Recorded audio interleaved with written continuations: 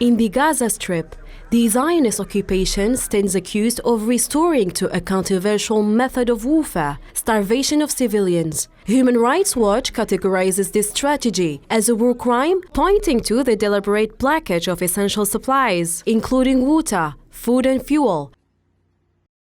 For over 2 months, Israel has been depriving Gaza's population of food and water. Policies spurred on or endorsed by high-ranking Israeli officials and inflicting an intent to starve civilians as a method of warfare. World leaders should be speaking out against this abhorrent war crime, which has devastating effects on Gaza's population.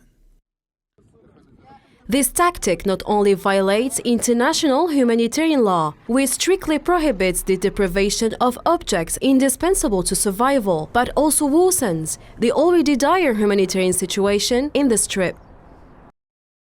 The Israeli government is doubling its collective punishment of civilians and preventing humanitarian aid by cruelly using starvation as a weapon of war.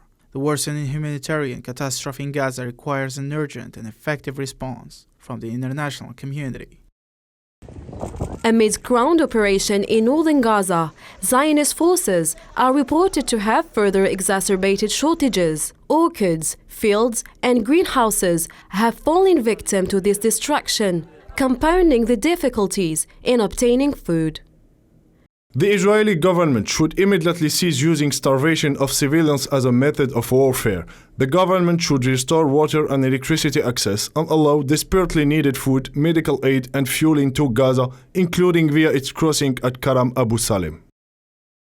Human Rights Watch's strong condemnation adds to this growing global outcry against the escalating humanitarian crisis imposed by the Zionist occupation, which keeps on breaking all international humanitarian laws under protection of Western countries.